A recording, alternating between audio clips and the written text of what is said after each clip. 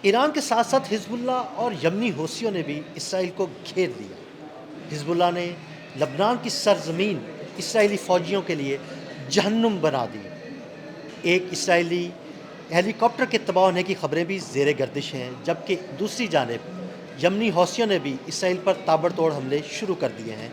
ताज़ा तरीन सूरत हाल क्या है, आमिर रज़ा से बात करते हैं। आमिर भाई, बड़े खौफनाक हमले किए जा रहे हैं हिजबुल्लाह की जानिब से। ऐसे लग रहा है जैसे लबनान की सरजमीन जहां वो घुसने की कोशिश कर रहे थे इसराइली फ़ौजी, वो एक जहन्नुम बनी हुई है उनके लिए। और अब कुछ ताज़ा तरीन इत्तलात सामने आ रही हैं, वो सोशल मीडिया पे मैंने खबरें देखी हैं कि एक इसराइली हेलीकॉप्टर को भी गिराया है। उधर से यमनी हौसी हैं, उन्होंने भी हमले शुरू कर दिए हैं। देखिए, कुदरत का बड़ा उलट फेर है।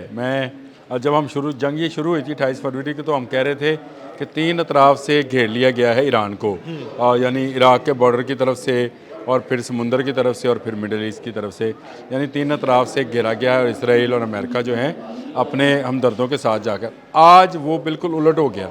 आज जंग का 43वां रोज़ है, तो आज के दिन आपको नज़र आएगा कि आज इजराइल गिर गया है। देखें, और सिर्फ भाई, इसराइल तीन तरफ से नहीं गिरा, चार तरफ से गिरा है।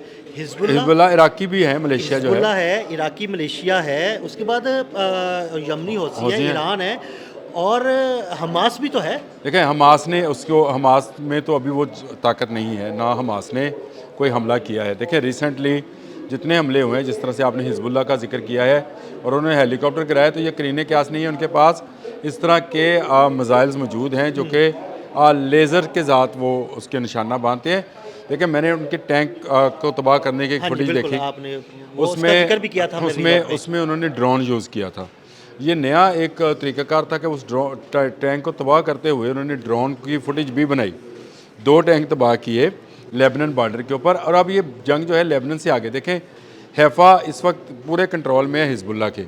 उस पर जितने रॉकेट हमले हो रहे हैं वो हैफ़ा से जो हैफ़ा पर हिजबुल्लाह कर रही है, उस पर ईरान तवज्जो नहीं दे रहा। ईरान की तवज्जो कहाँ पे है? ईरान की तवज्जो चली गई है तिल अबब और उससे आगे दमूना की तरफ। दमूना की जानिब, बिल्कुल।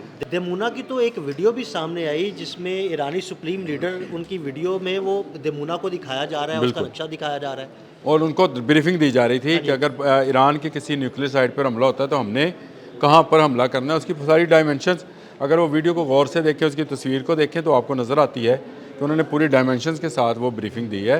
और इसका मतलब ये है कि अगर आज रात कुछ उल्टी सीधी हरकत करता है डोनाल्ड ट्रंप, तो उसका जवाब दमूना में दिया जाएगा। और दमूना में जवाब देने का मतलब ये है कि जहाँ पर यूरेनियम मौजूदा है वो लीक होगा, और लीक होने की सूरत में ये पूरे जो इसराइल है उसमें और इसराइल के साथ जो मुल्क हैं उनके अंदर चला जाएगा। अच्छा, ये बड़ी ख़तरनाक और खौफनाक सूरत हाल है, क्योंकि इसराइल डिक्लेयर्ड न्यूक्लियर पावर नहीं है, इसलिए वो क्लेम नहीं कर सकता कि उसके पास जो यूरेनियम है वो अफजुर्दा है।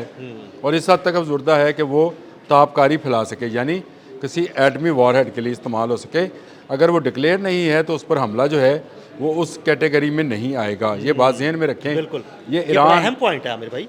ईरान में नहीं है। हाँ जी, बिल्कुल।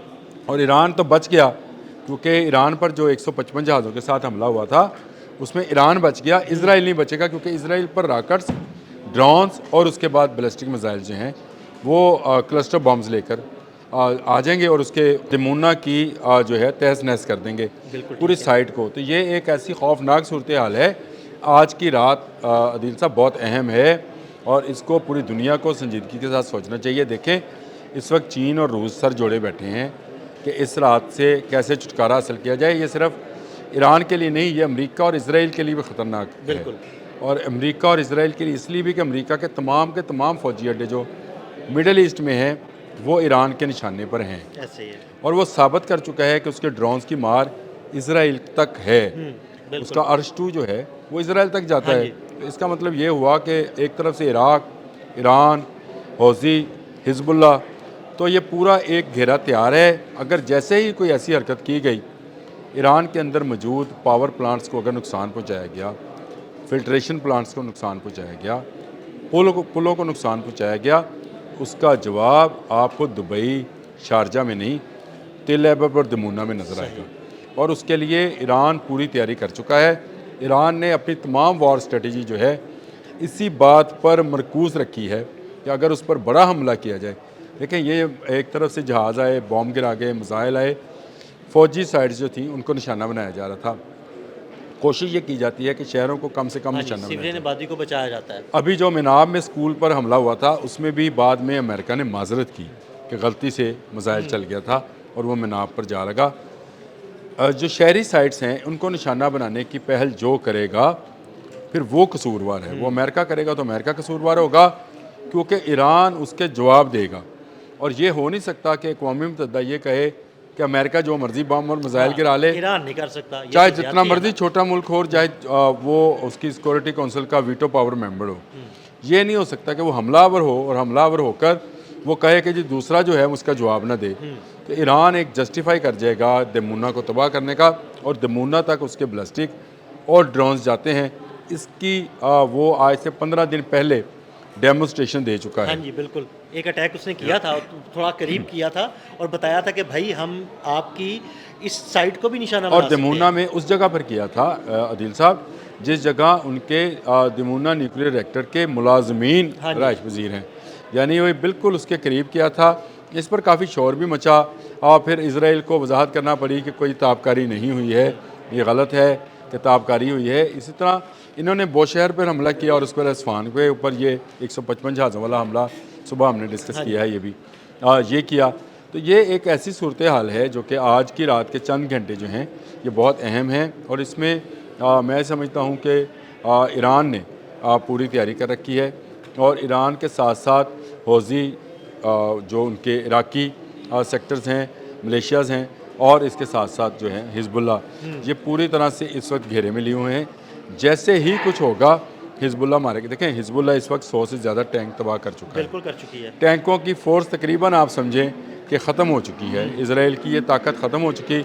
और सोशल मीडिया में जो आपने हेलीकॉप्टर वाली खबर दी, मुझे इसलिए इससे इत्तेफाक है कि ये गिरा होगा क्योंकि हिजबुल्ला के पास ऐसे रॉकेट्स मौजूद हैं जो कि एंटी एयरक्राफ्ट, एंटी ड्रोन और एंटी हेलीकॉप्टर हैं। Anti Hollywood. एयरक्राफ्ट नहीं, एंटी ड्रोन और एंटी हेलीकॉप्टर्स हैं, और ये ईरान के ही तैयार करदा सही। मिसाइल्स हैं जो उनके पास हैं। इससे उन्होंने हेलीकॉप्टर, देखें रेस्क्यू के लिए सबसे अहम चीज़ हेलीकॉप्टर है। इनकी जिस तरह से कब्रिस्तान बना है लेबनान के बॉर्डर के ऊपर टैंकों का और बख्तरबंद गाड़ियों का, इसमें कुछ लोग ज़ख्मी भी होंगे और कुछ उनको रेस्क्यू करने के लिए जो हेलीकॉप्टर आया होगा हिजबुल्ला ने वो उड़ा दिया होगा। और अगर ये सोशल मीडिया पर आपको धुआं नज़र आ रहा है तो इसका मतलब है कहीं ना कहीं उसकी आग भी लगी होगी। ये एक ऐसी सूरत हाल है जिसमें अब इसराइल, जो हम ईरान के मतलब सोचते थे कि इसको चारों तरफ से घेर लिया गया है, अब इसराइल जो है चारों तरफ से, और आपने मेरी बात की तस्वीर वो उसको ठीक भी किया कि 3 तरफ से नहीं 4 तरफ से, 4 तरफ से उसको घेरे में ले लिया गया है। और जैसे ही अमेरिका कोई ऐसी हरकत करेगा उसके बाद फिर जो है इसराइल शायद उसको ताक़यामत जो है उसके लिए उसको ख़त्म कर दिया जाएगा। ये एक ऐसी गलती होगी जो 28 फरवरी से भी ज़्यादा संगीन होगी। 28 फरवरी को इन्होंने अली ख़ामनेई को शहीद किया था और उसका खमियाजा आज तक अमेरिका और इसराइल दोनों भुगत रहे हैं, बल्कि मिडल ईस्ट जो उनको सपोर्ट करता था वो भी भुगत रहा है। अगर आज रात वाली गलती की, हमारे यहाँ कल सुबह होगी, हाँ जी, आज रात वाली गलती दोहराई गई तो इससे ये उससे भी ज़्यादा 28 फरवरी से ज़्यादा भी नुकसानदेह होगी अमेरिका के लिए भी। अमेरिका का हमेशा के लिए जो है एक पावर होने का या सुपर पावर होने का जो गुमान और घमंड है वो ख़त्म हो जाएगा। और दूसरी तरफ इसराइल जो है ये शायद नीस्तो नबूद ही हो। ये इस हद तक दमूना में इनका न्यूक्लियर मौजूद है कि वहाँ से अगर ताबकारी होती है तो इसराइल कोई बहुत बड़ा मुल्क नहीं है, छोटा सा मुल्क है और बहुत कम यहूदी हैं। तो ये अगर इस तरह की शरारत करेंगे आज की रात में तो फिर अगली सुबह ये भी नहीं देखेंगे। बहुत शुक्रिया आमिर भाई। आमिर भाई ने बड़ी तफसील के साथ इस सारे मामले पर रोशनी डाली। मज़ीद अपडेट्स के लिए हमें फॉलो करते रहें। अदील अहमद और आमिर रज़ा को इजाज़त दीजिएगा। अल्लाह हाफ़िज़।